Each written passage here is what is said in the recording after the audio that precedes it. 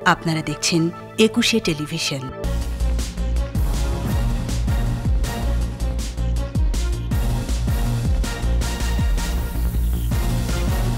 মহামারী থেকে বিশ্বকে রক্ষায় দারিদ্র্য ও বৈষম্য কমাতে হবে বললেন প্রধানমন্ত্রী। বহুপাক্ষিক উদ্যোগের আহ্বান।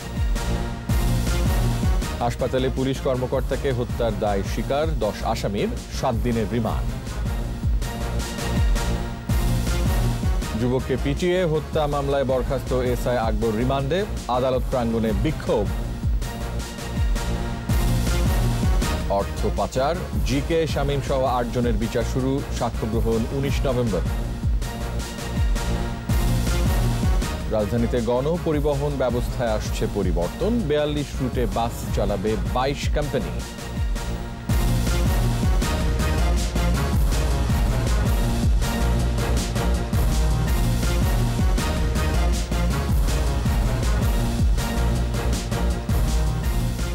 শুনছিলেন ফার্স্ট সিকিউরিটি ইসলামী ব্যাংক লিমিটেড সংবাদ শিরোনাম। আমন্ত্রণ জানাচ্ছি রাত 11টার 21 সংবাদে। আপনাদের সাথে আছি আমি রিয়াজ হাফিজ। দর্শক, 21 টেলিভিশনের সংবাদ একই সাথে সরাসরি দেখতে পাবেন আমাদের ফেসবুক পেজ www.facebook.com/2124 অনলাইনে। সংবাদ আরও থাকছে। পেনসিলভেনিয়ার শীর্ষ কর্তাদের বিরুদ্ধে ট্রাম্প শিবিরের মামলা। দ্রুত ফল ঘোষণার দাবি ডেমোক্রেটদের।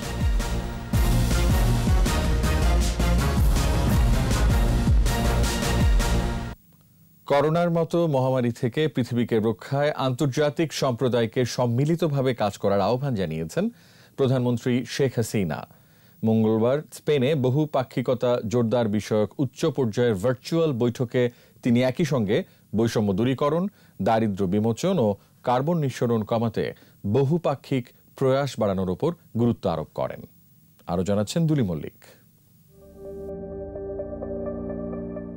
মহামারী করোনা পুরো বিশ্বের সামনে সম্মিলিত প্রচেষ্টা ও একতার এক বাস্তব চিত্র নতুন করে দৃশ্যমান করেছে, প্রমাণ করেছে মানবজাতির অভিন্ন অগ্রগতিতে গঠনমূলক বহুপাক্ষিকতার কোনো বিকল্প নেই। To achieve the benefits out of these international instruments and understanding, strong multilateralism is required. বহুপাক্ষিকতার জোরদারে পদক্ষেপ গ্রহণের আহ্বান শিরোনামে স্পেন সরকারের আয়োজনে উচ্চ পর্যায়ের অনুষ্ঠানে ভিডিও বক্তব্যে প্রধানমন্ত্রী শেখ হাসিনা এসব কথাই তুলে ধরেন। বিশ্ববাসীকে স্মরণ করিয়ে দেন করোনার মতো মহামারীর কথা। বলেন, সবাই নিরাপদ না হওয়া পর্যন্ত কেউ নিরাপদ নয়। The significance of multilateral cooperation is now more evident than ever due to the current global pandemic. সম্মিলিত প্রচেষ্টা থেকে যে কোনো বিচ্যুতি মানবজাতির জন্য বিপর্যয় নিয়ে আসবে বলেও হুঁশিয়ার করেন প্রধানমন্ত্রী। Multilateralism, which is at the core of face today's unique challenges. শুধু মহামারী নয়, বৈষম্য দূর করা, দারিদ্র্য বিমোচন ও কার্বন নিঃসরণ কমিয়ে পৃথিবীকে সুরক্ষিত করতে বহুপাক্ষিক প্রয়াসের বিকল্প নেই বলেও জানান Sheikh Hasina. The spirit of multilateralism and international cooperation is enshrined in the Constitution of Bangladesh. Bangladesh বহুপক্ষীয়তার পতাকার বাহক উল্লেখ করে করোনা মোকাবেলা সহ এসডিজি ও প্যারিস চুক্তি বাস্তবায়নে বিভিন্ন কর্মসূচির কথা তুলে ধরেন। জাতিসংঘের শান্তিরক্ষী বাহিনীতে সর্বোচ্চ উপস্থিতির কথাও জানান Sheikh Hasina. We have adopted the whole of the society approach in realizing the SDGs. We are equally committed to implementing the Paris Agreement. এছাড়া দ্বিতীয়বারের মতো ক্লাইমেট ভালনারেবল ফোরামের নেতৃত্বের জন্য বাংলাদেশকে নির্বাচিত করায় ধন্যবাদ জানান প্রধানমন্ত্রী। Bangladesh has been honored to be Duli Mallick, 21 television. SP Anisul Karim Shipon হত্যার দায় স্বীকার করেছে মাইন্ড এইড হাসপাতালের 10 কর্মকর্তা কর্মচারী। এদের মধ্যে 10 জনকে জিজ্ঞাসাবাদের জন্য 7 দিনের রিমান্ডে নেওয়া হয়েছে। পরবর্তীতে গ্রেপ্তার হন হাসপাতালের পরিচালক নিয়াজ মোর্শেদ। এদিকে হাসপাতাল পরিদর্শন করে স্বাস্থ্য অধিদপ্তর জানিয়েছে মাইন্ড এইডের কোনো অনুমোদন ছিল না। আনিসুল করিমকে হত্যার প্রতিবাদে হাসপাতালের সামনে মানববন্ধন ও বিক্ষোভ হয়েছে। বিস্তারিত জানাচ্ছেন দীপু সারওয়ার। মানসিক সমস্যায় ভুগছিলেন এএসপি আনিসুল করিম শিপন। তাই আদাবরের মাইন্ড এইড হাসপাতালে ভর্তি হতে আসেন পরিবারের সদস্যদের সাথে।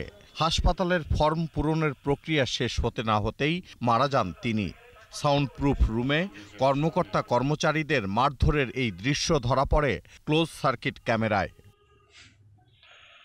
শিপনকে হত্যার অভিযোগ এনে সোমবার রাতেই আদাবর থানায় মামলা হয়। মামলায় হাসপাতালটির 10 কর্মকর্তা কর্মচারীকে গ্রেপ্তার করে পুলিশ। আর যারা জড়িত তাদেরও ধরা হবে বলে জানিয়েছেন পুলিশের তেজগাঁও বিভাগের উপকমিশনার। সে তো মারা গেছে, তাকে তো ফিরে আনতে পারবো না, তবে এর সাথে যারা যারা জড়িত সকল তথ্যই সংগ্রহ করছি, তাদের বিরুদ্ধে ব্যবস্থা নেওয়া হবে। নানা অসঙ্গতি নিয়েই মাইন্ড এইড হাসপাতালটি চলছিল বলেও জানান তিনি। স্বাস্থ্য দপ্তরের কোনো কাগজ নেই, তারা এই তাদের কোনো ডাক্তার নেই, মাদক দ্রব্যের লাইসেন্স থাকা দরকার, সেটা তারা আমাদের দেখাতে পারে নাই। সব কিছু মিলে আমরা মনে করি ভুইপুর হাসপাতাল। মঙ্গলবার দুপুরে 10 আসামিকে আদালতে হাজির করে 10 দিন করে রিমান্ড চেয়ে আবেদন করে পুলিশ। শুনানি শেষে 7 দিন করে রিমান্ড মঞ্জুর করেন আদালত। এদিকে মাইন্ড এইড হাসপাতালটি পরিদর্শন করেছেন স্বাস্থ্য অধিদপ্তরের কর্মকর্তারা। তারা জানান হাসপাতাল পরিচালনার অনুমোদন ছিল না মাইন্ড এইডের। তারা এখানে মাদকাসক্তি নিরাময় কেন্দ্র এবং মাদকাসক্তি পুনর্বাসন কেন্দ্র চালাচ্ছিল। কিছু ক্লিনিক্যাল ফ্যাসিলিটিস বা হাসপাতালে ব্যবস্থা রাখতে হয়, যে কোনো জরুরি মুহূর্তে চিকিৎসা দিতে পারে, তাদের সেই ব্যবস্থাটা ছিল না। আপনাকে রিপোর্ট দিব এবং একদম শুরু থেকে তদন্ত করে সর্বোচ্চ যে ব্যবস্থা নেওয়া যায় তাদের বিরুদ্ধে সেটা আমরা নিব। শিপনের সাথে নির্দয় আচরণ করা হয়েছে বলে স্বীকার করেন ভর্তি রোগী ও কর্মচারীরা। ওনার আশা থেকে শুরু করে ওনার মৃত্যু পর্যন্ত ওনার ফ্যামিলিতে সবকিছু আমার চোখের সামনে ঘটছে। তবে এখনো বেমালুম অস্বীকার করে যাচ্ছে হাসপাতাল কর্তৃপক্ষ। বাসা থেকে আনা খাবার খাওয়ার পর অত্যন্ত উত্তেজিত হয়ে তার বাবা হাসপাতালের কর্মীকে শারীরিক আঘাত করছিলেন বিধায় উত্তেজিত রোগীকে শান্ত করার জন্য ফোম লাগানো আমাদের একটা বিশেষ রুম আছে, সেখানকার বিছানায় শোয়ানোর সময় হঠাৎ করে উনি নিস্তেজ হয়ে যান। জাহাঙ্গীরনগর বিশ্ববিদ্যালয়ের সাবেক ও বর্তমান শিক্ষার্থীরা হাসপাতালের সামনে মানববন্ধন করে ঘটনার সুষ্ঠু বিচার দাবি করেছে। এটা কোনো স্বাভাবিক মৃত্যু নয়, এটা হত্যাকাণ্ড। আনিসুল করিম শিপন 31তম বিসিএসে পুলিশ কর্মকর্তা হিসেবে নিয়োগ পান। সবশেষ তিনি বরিশাল মহানগর পুলিশে কর্মরত ছিলেন। তার গ্রামের বাড়ি গাজীপুরের কাপাসিয়ায়। জাহাঙ্গীরনগর বিশ্ববিদ্যালয়ের প্রাণ রসায়ন ও অনুপ্রাণ বিজ্ঞান বিভাগের 33 ব্যাচের ছাত্র শিপন এক সন্তানের জনক। মঙ্গলবার সকালে কাপাসিয়ায় জানাজা শেষে সরকারি কবরস্থানে দাফন করা হয় তাকে। দীপু সারোয়ার, 21 টেলিভিশন, ঢাকা। সিলেটে রায়হান হত্যা মামলার প্রধান আসামি বরখাস্ত এসআই আকবর হোসেন ভূঁইয়াকে 7 দিনের রিমান্ডে নেওয়া হয়েছে। এদিকে আকবরকে আদালত প্রাঙ্গণে আনা হলে সর্বোচ্চ সাজার দাবিতে বিক্ষোভ করে স্থানীয়রা। সিলেট বিভাগীয় প্রতিনিধি ওয়েস খুসরুর রিপোর্ট জানাচ্ছেন রত্না জামান। 29 দিন পলাতক থাকার পর সিলেটের কানাইঘাট সীমান্ত থেকে গ্রেপ্তার হয় রায়হান হত্যা মামলার প্রধান আসামি বরখাস্ত এসআই আকবর হোসেন ভূঁইয়া। মঙ্গলবার দুপুরে সিএমএম আদালতে হাজির করা হয়। এ সময় আদালত প্রাঙ্গণে বিক্ষোভ করে বিক্ষুব্ধরা। বিক্ষোভের মুখে কড়া পুলিশ প্রহরায় আকবরকে দ্রুত আদালতের ভেতরে নিয়ে যাওয়া হয়। পরে তদন্ত কর্মকর্তা পিবিআইয়ের এসপি মোহাম্মদ খালেদুজ্জামান 7 দিনের রিমান্ডের আবেদন করেন। শুনানি শেষে আদালত তা মঞ্জুর করেন। রাষ্ট্রপতির আবেদনের প্রেক্ষিতে যে 7 দিন যাওয়া হয়েছিল, সেই 7 দিনের রিমান্ড আদালত মঞ্জুর করেছেন। সিসি ক্যামেরার ফুটেজ কিভাবে নষ্ট হয়েছে, অন্যান্য আসামি স্বীকারোক্তিমূলক জবানবন্দি দিতে প্রতিবন্ধকতা এবং কারা তাকে পালিয়ে দিতে সাহায্য করলো, সেই সব তথ্য উপাত্ত আমার এবং যাচাই বাছাই করার লক্ষ্যে 7 দিনের রিমান্ড মঞ্জুর করেছেন। পিবিআই বলছে আকবর গ্রেপ্তার হওয়ায় রায়হান হত্যা মামলার অনেক অজানা প্রশ্নের উত্তর মিলবে।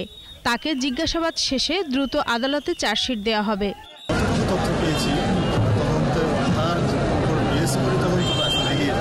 11 অক্টোবর সিলেটের বন্দরবাজার পুলিশ ফাঁড়িতে নির্যাতনে মারা যান রায়হান আহমদ। এ মামলায় এরই মধ্যে বরখাস্ত 3 পুলিশ সদস্যকে গ্রেপ্তার করেছে পিবিআই। রত্না জামান, 21 টেলিভিশন। বিতর্কিত ঠিকাদার গোলাম কিবরিয়া শামীম ওরফে জিকে শামীম সহ 8 জনের বিরুদ্ধে অর্থ পাচার মামলার বিচার শুরুর নির্দেশ দিয়েছেন আদালত। 19 নভেম্বর মামলার সাক্ষ্য গ্রহণ শুরু হবে। ঢাকার বিশেষ আদালত 10-এর বিচারক নজরুল ইসলাম এ নির্দেশ দেন। আদিত্য মামুনের রিপোর্ট। বিতর্কিত ব্যবসায়ী জি.কে. শামীম ও তার 7 দেহরক্ষীর বিরুদ্ধে অভিযোগ গঠনের জন্য তাদেরকে আনা হয় ঢাকার বিশেষ জজ আদালতে। শুনানি শেষে বিচারক 4-এর 2 ধারায় অর্থ পাচার চেষ্টায় সহায়তা ও ষড়যন্ত্রের দায়ে বিচার কাজ শুরুর নির্দেশ দেন। আসামি পক্ষের দায়ের করা মামলা থেকে অব্যাহতির আবেদনও খারিজ করে দেন আদালত।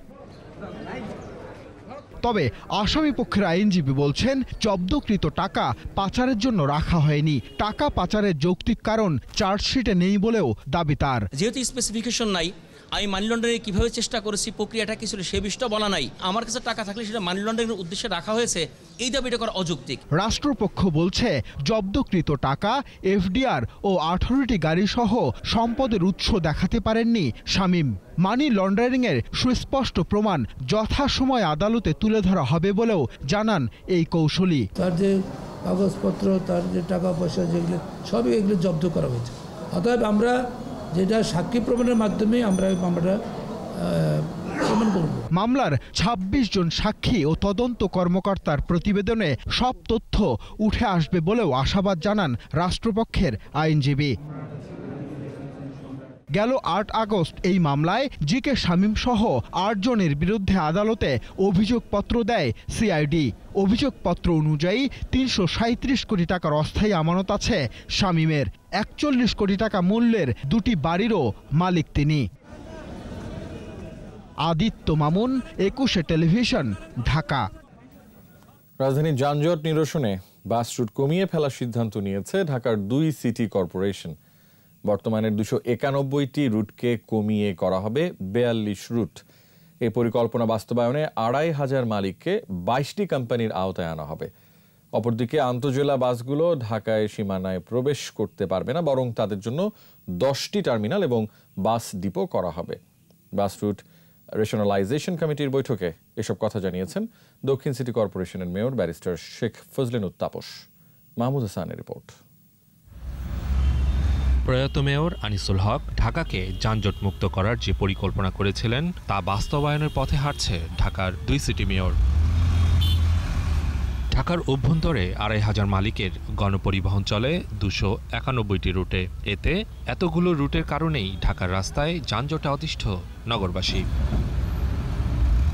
যানজটের অভিশাপ থেকে মুক্ত হতে বাস রুট রেশনালাইজেশন কমিটির বৈঠকে বসেন ঢাকার 2 মেয়র।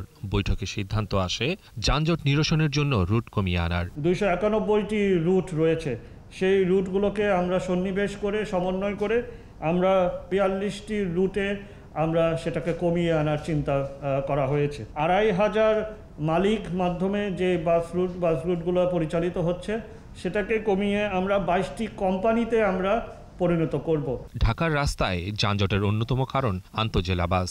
সিটি কর্পোরেশনের নেয়া পরিকল্পনায় এসব বাস রাজধানীতে প্রবেশ করতে পারবে না, বরং তাদের জন্য ঢাকার বাইরে করা হবে টার্মিনাল এবং বাস ডিপো। টার্মিনালগুলো কোথায় হবে এবং কিভাবে হবে, কিভাবে আমাদের যাত্রীরা যারা বিভিন্ন শহর থেকে আসে তারা কোথায় নামবে এবং কোথায় থেকে সিটি বাসে উঠে তারা তাদের গন্তব্যস্থলে যাবে, এই পুরো বিষয়টা আমরা নির্ধারণ করে ফেলতে পারবো। বৈঠকে উত্তর সিটি কর্পোরেশনের মেয়র মোহাম্মদ আতিকুল ইসলাম অনলাইনে সংযুক্ত ছিলেন। ঢাকায় চলা বাসগুলো একত্রিত করার ব্যাপারে সিটি কর্পোরেশনের সাথে মালিক সমিতির শতভাগ একমত বলে জানান বাংলাদেশ সড়ক পরিবহন মালিক সমিতির মহাসচিব খন্দকার এনায়েতুল্লাহ। প্রাথমিকভাবে আজকে এই বিষয়টা আমরা ঐক্যমত পোষণ করছি। মাহমুদ হাসান, 21 টেলিভিশন, ঢাকা। দর্শক, স্বাস্থ্যবিধি মেনে চলুন, সুস্থ থাকুন। বিরতি নিচ্ছি, যখন ফিরছি তখন থাকছে 7 মার্চের ভাষণের পথ ধরে স্বাধীনতা, মৃত্যু পরোয়ানা মাথায় নিয়েও বঙ্গবন্ধু হয়েছিলেন জাতির আশ্রয়। স্বৈরাচার বিরোধী আন্দোলনে শহীদ নূর হোসেনের প্রতি শ্রদ্ধা, গণতন্ত্র সংহত করার অঙ্গীকার। আবার আমন্ত্রণ রাত 11টার 21 সংবাদে। 7 মার্চে বঙ্গবন্ধু শেখ মুজিবুর রহমানের ঐতিহাসিক ভাষণের পথ ধরেই মুক্তি সংগ্রাম ও স্বাধীনতা, মৃত্যু পরোয়ানা মাথায় নিয়েও গভীর সংকটে হয়েছিলেন জাতির আশ্রয়। বাঙালিকে নিয়েছেন বিশ্বসভায়। 81 জাতীয় সংসদের 10ম অধিবেশনে সংসদ নেতা ও প্রধানমন্ত্রী শেখ হাসিনার আনা প্রস্তাবের আলোচনায় বঙ্গবন্ধুকে নিয়ে এমন মন্তব্য করেন সাংসদরা। বিস্তারিত জানাচ্ছেন আকবর হোসেন সুমন। এবারের সংগ্রাম আমার মুক্তির সংগ্রাম। 1971 রেসকোর্স ময়দানে 7ই মার্চের ঐতিহাসিক ভাষণ আজ ইতিহাসের প্রামাণ্য দলিল। ছাত্রজীবন থেকেই শোষণ বঞ্চনার বিরুদ্ধে সোচ্চার ছিলেন বাঙালি ঐক্যবদ্ধ আন্দোলনের নেতা বঙ্গবন্ধু শেখ মুজিবুর রহমান। কেউ তোমাদের কিছু বলবে না। বঙ্গবন্ধুর বর্ণাঢ্য রাজনৈতিক ও কর্মময় জীবন এবং দর্শন নিয়ে জাতীয় সংসদে সংসদ নেতা ও প্রধানমন্ত্রী শেখ হাসিনার আনা প্রস্তাবের ওপর আলোচনা করেন সাংসদরা। বঙ্গবন্ধু হত্যা করে যে খুনি মুস্তাক জিয়া চক্র ক্ষমতায় আসলো, তারা এসে কি করেছে? ৭২-এর আমাদের সংবিধানকে ছুঁড়ে ফেলে দিয়েছিল। নির্ধারিত আলোচনায় প্রবীণ রাজনীতিবিদ তোফায়েল আহমেদ বলেন, বাংলাদেশ নিয়ে হেনরি কিসিঞ্জারের বক্তব্য মিথ্যা প্রমাণিত হয়েছিল বঙ্গবন্ধুর নেতৃত্বে। ওই গোল টেবিল বৈঠকে আইয়ুব খান ভিন্নভাবে বঙ্গবন্ধুর সাথে দেখা করে বলেছিলেন, আপনি প্রধানমন্ত্রিত্ব নেন, আপনি প্রধানমন্ত্রী হন। তিনি বলেছিলেন, প্রধানমন্ত্রী হওয়ার জন্য আমি আসিনি, আমি এসেছি আমার বাংলার মানুষের অধিকার প্রতিষ্ঠার জন্য। বঙ্গবন্ধুর পররাষ্ট্রনীতি কিংবা দেশ পরিচালনায় গণমুখী কৌশলও আলোচনায় উঠে আসে।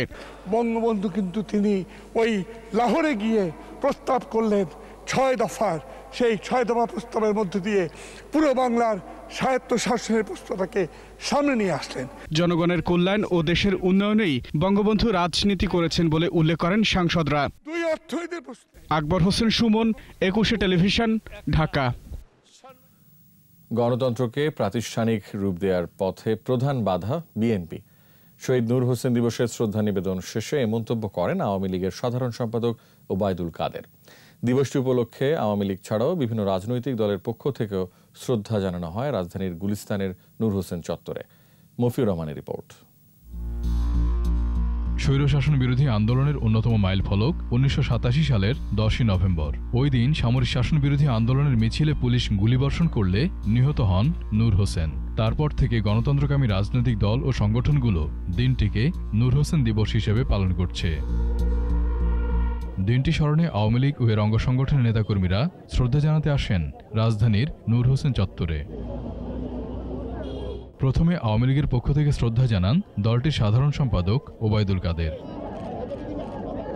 পরে তিনি বলেন, সেদিন নূর হোসেনের শরীর ছিল জীবন্ত রাজনৈতিক পোস্টার। এই বীর শহীদ বাঙালির মনে সংগ্রামের অগ্নিশিখা জ্বালিয়ে দিয়েছিল বলেও মন্তব্য করেন তিনি। পুলিশের গুলিতে ক্ষতবিক্ষত শহীদ নূর হোসেনের দেহে লিপিবদ্ধ রক্তস্নাত স্লোগানের রণধ্বনি পৌঁছে গিয়েছিল বাংলার প্রতিটি প্রান্তরে।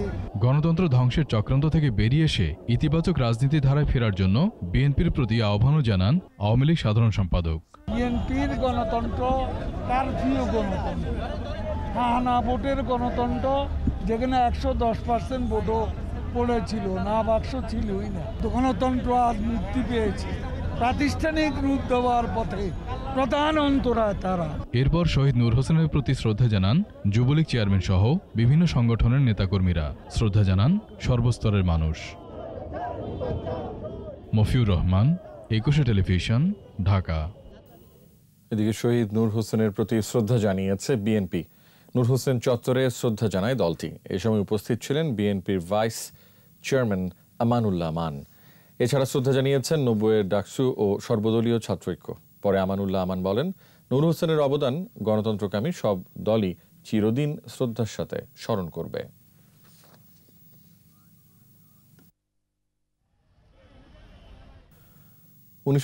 সালের এই দিনে স্বৈরাচার এরশাদ বিরোধী আন্দোলনে বুকে পিঠে স্বৈরাচার নিপাত যাক, গণতন্ত্র মুক্তি পাক, এ কথা লিখে মিছিলের সামনে ছিলেন নূর হোসেন।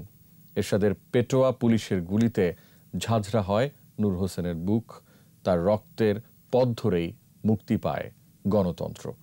তাই বাংলাদেশের গণতন্ত্রের মূর্ত প্রতীক হয়ে আছেন শহীদ নূর হোসেন। প্রণব চক্রবর্তী রিপোর্ট। ভীষণ উত্তাল সময়, অবৈধ ক্ষমতা দখলদার স্বৈরাচার এরশাদের বিরুদ্ধে আন্দোলনে ফুঁসছে দেশ। 1987 সালের 10 নভেম্বর অগ্নিগর্ভ ঢাকার রাজপথ। রাজপথে জনতার ঢল, মিছিলে সবার মাঝে উজ্জ্বল হয়ে ফুটে ওঠেন 26 বছরের তরুণ যুবলীগ কর্মী নূর হোসেন। আর্থিক অসচ্ছলতায় 8ম শ্রেণী পাশের পর আর পড়াশোনা হয়নি। মোটর শ্রমিকের কাজ করতেন, তবে রাজনীতিতে ছিলেন সক্রিয়। বুকে পিঠে লেখা গণতন্ত্র মুক্তি পাক, স্বৈরাচার নিপাত যাক। নূর হোসেন মিছিলের সামনে। মিছিলটি 0 পয়েন্ট আসলে পুলিশের গুলিতে রক্তাক্ত হয় নূর হোসেনের বুক। নূর হোসেন শেখ হাসিনার গাড়ি দেখেই দৌড়িয়ে তার গাড়ির কাছে আসলো। শেখ হাসিনার গাড়ি থামার পর শেখ হাসিনার পায়ে সালাম দিয়ে বলল, আপা দোয়া করবেন। এবং সে ফিরে গিয়ে যখন যাবে ঠিক সেই মুহূর্তে গুলি ছোড়া হলো এবং সেই গুলিতে সে নিহত হলো।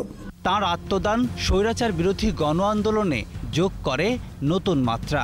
তার রক্তের ধারা বেয়েই মুক্তি পায় গণতন্ত্র। এই দেশের জনগণের কাছে আমি একটাই দাবি যে আপনারা সবাই একসাথে এই দেশটাকে স্বাধীন করছেন, এই দেশটাকে একসাথে মিলে আবার সুন্দর করে করেন, তাহলে আমার মনে হয় যে আমার ভাইয়ের আত্মা শান্তি পাবে। 1990 সালের 6 ডিসেম্বর স্বৈরশাসক এরশাদের পতন হয়, গণতন্ত্র হয় পুনঃপ্রতিষ্ঠিত। প্রণব চক্রবর্তী, 21 টেলিভিশন, ঢাকা। নির্বাচন থেকে বাংলাদেশের নির্বাচন কমিশনকে শিক্ষা নেওয়ার আহ্বান জানিয়েছেন বিএনপির মহাসচিব মির্জা ফখরুল ইসলাম আলমগীর।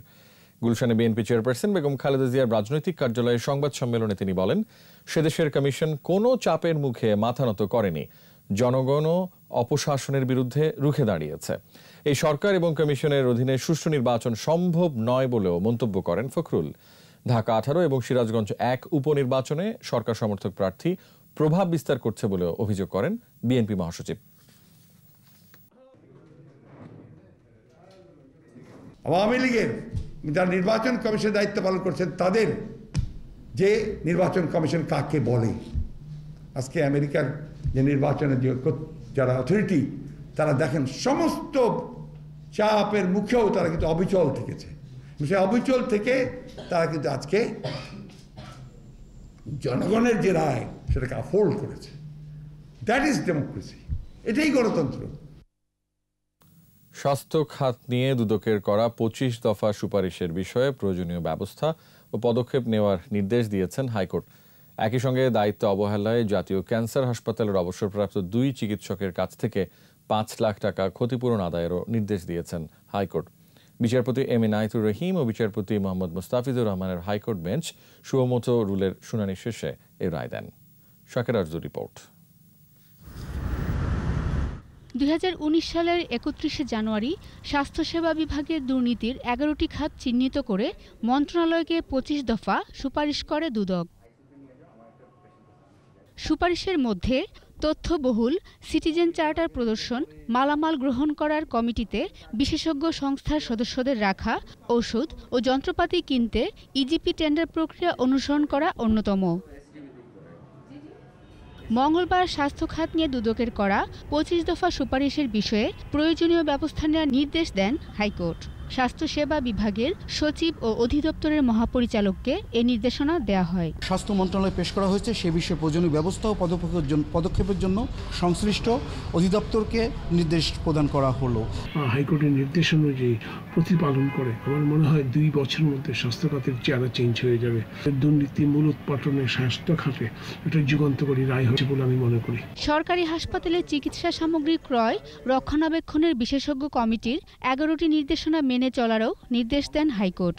রায়ে ক্যান্সার হাসপাতালের চরম অব্যবস্থাপনা উদ্বেগজনক বলেও মন্তব্য করেন high court. Doctor M Shariful Alam, doctor Mollah Ubaidullah এবং ডাক্তার মানস কুমার বসুর কাছ থেকে ওনাদেরকে দায়ী করা হয় এবং 5 লক্ষ টাকা করে জরিমানা করা হয় ওনাদেরকে। ওনারা এটা হাসপাতালের উন্নয়ন তহবিলে জমা দেবেন। জাতীয় ক্যান্সার গবেষণা ইনস্টিটিউট ও হাসপাতালের আইসিইউর জন্য 8টি অত্যাধুনিক আর্টিফিশিয়াল রেসপিরেটরি ভেন্টিলেটর মেশিন স্থাপন, রক্ষণাবেক্ষণ ও ব্যবহারে অবহেলার অভিযোগের ঘটনায় জারি করা রুলের রায়ে এ নির্দেশনা দেন আদালত।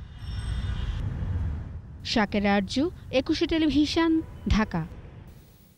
কোভিড-19-এ 24 ঘন্টায় আরও 16 জনের মৃত্যু হয়েছে। ঢাকা বিভাগে মারা গেছে 10 জন, মোট মৃত্যু 6108। স্বাস্থ্য অধিদপ্তরের সংবাদ বিজ্ঞপ্তি বলছে 248তম দিনে 115টি ল্যাবে করোনা পরীক্ষা হয়েছে 13,520 জনের, শনাক্ত 1,699। এ নিয়ে মোট আক্রান্তের সংখ্যা 4,23,620।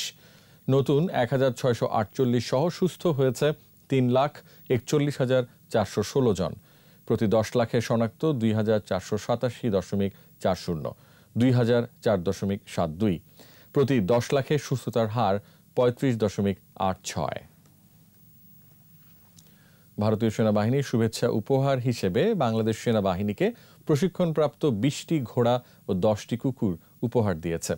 বেনাপোল চেকপোস্টের নোম্যান্সল্যান্ডে ভারতের উত্তরপ্রদেশের 17 পদাতিক সেনানিবাসের মেজর জেনারেল NS খুরুর বাংলাদেশ 55 পদাতিক সেনাবাহিনীর মেজর জেনারেল হুমায়ুন কবিরের কাছে এসব ঘোড়া ও কুকুর হস্তান্তর করেন। এগুলো সাভার ক্যান্টনমেন্টে নেওয়া হবে। বঙ্গবন্ধু সেনানিবাসে 98 কম্পোজিট ব্রিগেডের নবগঠিত 15 রিভারাইন ব্যাটালিয়নের পতাকা উত্তোলন হয়েছে। সেনানিবাসের প্যারেড গ্রাউন্ডে উপলক্ষে অনুষ্ঠানে প্রধান অতিথি ছিলেন 19 পদাতিক ডিভিশনের জেনারেল অফিসার কমান্ডিং ও Ghatail area commander major general Shakil Ahmed. তিনি বলেন, সেনাবাহিনী দেশের সার্বভৌমত্ব রক্ষার পাশাপাশি প্রাকৃতিক ও মানবসৃষ্ট দুর্যোগ মোকাবেলা সহ আর্থসামাজিক এবং অবকাঠামোগত উন্নয়নে গুরুত্বপূর্ণ অবদান রেখে চলেছে। এ সময় 98 কম্পোজিট ব্রিগেডের commander brigadier general Ali Reza Mohammad Asaduzzaman সহ কর্মকর্তারা উপস্থিত ছিলেন। আরও একটা বিরতি নিচ্ছে। দর্শক, স্বাস্থ্যবিধি মেনে চলুন, মাস্ক পরিধান করুন, সুস্থ থাকুন। বিরতির পর যখন ফিরছি তখন অন্যান্য খবরের সঙ্গে আরও থাকবে। মহামারীর আগে দেশে আসা শ্রমিকদের মালয়েশিয়ায় ফিরতে অনিশ্চয়তা, কূটনৈতিক তৎপরতা জোরদারের পরামর্শ। বিশ্বজুড়ে 5 কোটি ডোজ ভ্যাকসিন সরবরাহ করতে চায় ফাইজার, অনুমোদন প্রক্রিয়া শুরু। আমন্ত্রণ আবারও রাত 11:21 সংবাদে। মালয়েশিয়া দীর্ঘদিন শ্রমিক নেওয়া বন্ধ রেখেছে। এবার যুক্ত হয়েছে মহামারীর আগে দেশে আসা শ্রমিকদের ফিরতে না পারার অনিশ্চয়তা। কিছুতেই আকর্ষণীয় এই শ্রমবাজারটি উন্মুক্ত করার পথ মসৃণ হচ্ছে না। এই অবস্থায় কূটনৈতিক তৎপরতা জোরদারের পাশাপাশি পর্যবেক্ষণের পরামর্শ দিচ্ছেন বিশেষজ্ঞরা। আরও জানাচ্ছেন মোহাম্মদ নুরুন নবী। 2018 সাল থেকে বাংলাদেশি শ্রমিক নেওয়া বন্ধ রেখেছে মালয়েশিয়া। সময় গড়িয়েছে অনেকটাই। এর মধ্যে বেশ কয়েকবার আলাপ আলোচনা হলেও সমাধান হয়নি। শ্রমিক পাঠানোর প্রক্রিয়া স্বচ্ছ করার কৌশল খুঁজতে এখনো দ্বিপাক্ষিক আলাপ আলোচনা চলছে।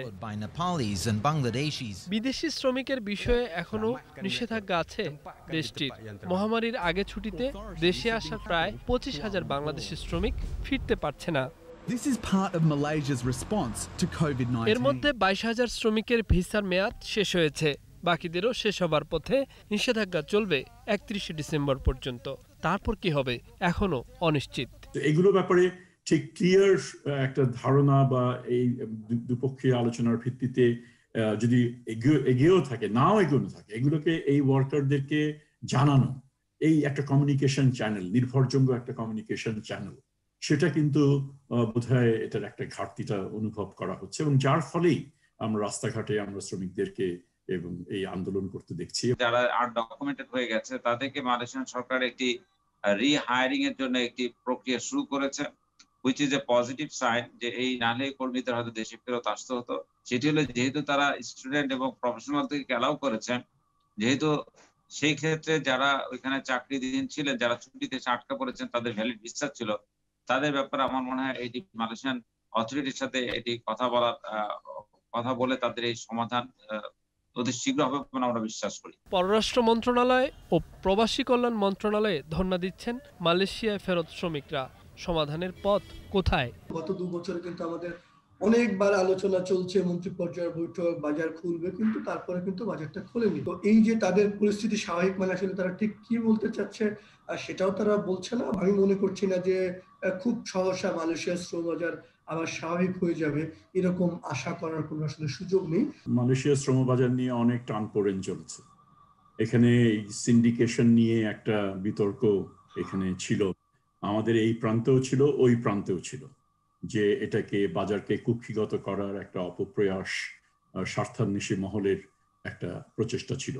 আশার কথা হলো নিয়োগদাতার অনুরোধের প্রেক্ষিতে ভিসার মেয়াদ উত্তীর্ণ হলেও প্রবেশাধিকারের বিষয়ে আশ্বস্ত করেছে মালয়েশিয়া।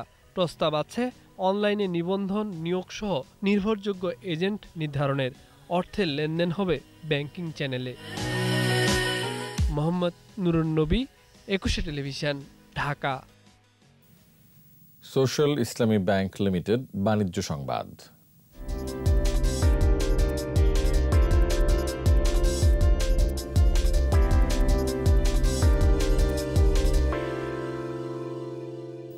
প্রাণ আরএফএল গ্রুপের বরেন্দ্র ইন্ডাস্ট্রিয়াল পার্কে মৌসুম ভেদে আম, টমেটো, জলপাই, পেয়ারা সহ কয়েকটি পণ্য সংগ্রহ ও পাল্পিং হচ্ছে। শিগগিরই তরমুজ, আনারস, শসা, অ্যালোভেরার পাল্পিং শুরু হবে।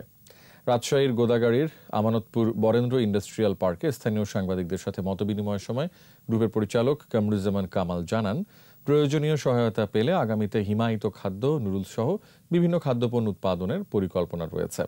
কারখানা পুরোদমে শুরু হলে 4 থেকে 5,000 লোকের কর্মসংস্থান হবে, যার 95 ভাগই হবে স্থানীয়। শেষ করছি রাত 11টার 21 সংবাদ। তবে যাবার আগে ফার্স্ট সিকিউরিটি ইসলামী ব্যাংক লিমিটেড সংবাদ শিরোনামগুলো আরও একবার। মহামারী থেকে বিশ্বকে রক্ষায় দারিদ্র্য ও বৈষম্য কমাতে হবে বললেন প্রধানমন্ত্রী, বহুপাক্ষিক উদ্যোগের আহ্বান। হাসপাতালে পুলিশ কর্মকর্তাকে হত্যার দায় স্বীকার 10 আসামির, 7 দিনের রিমান্ড। যুবককে পিটিয়ে হত্যা মামলায় বরখাস্ত এসআই আকবর রিমান্ডে, আদালত প্রাঙ্গণে বিক্ষোভ।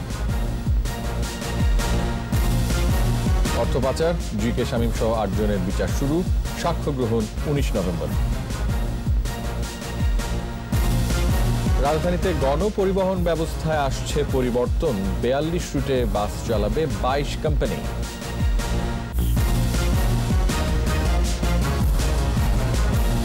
সর্বশেষ খবর জানতে ডায়াল করুন 2021 নম্বরে আর ভিজিট করুন 21.tv.com ওয়েবসাইটে। এছাড়া ফেসবুকে লগ ইন করতে পারেন facebook.com/2124 অনলাইনে। আমাদের পরবর্তী সংবাদ রাত 1টায় দেখার আমন্ত্রণ রইল। দর্শক, স্বাস্থ্যবিধি মেনে চলুন, সুস্থ থাকুন, 21 সংবাদ দেখুন, সঙ্গে থাকুন।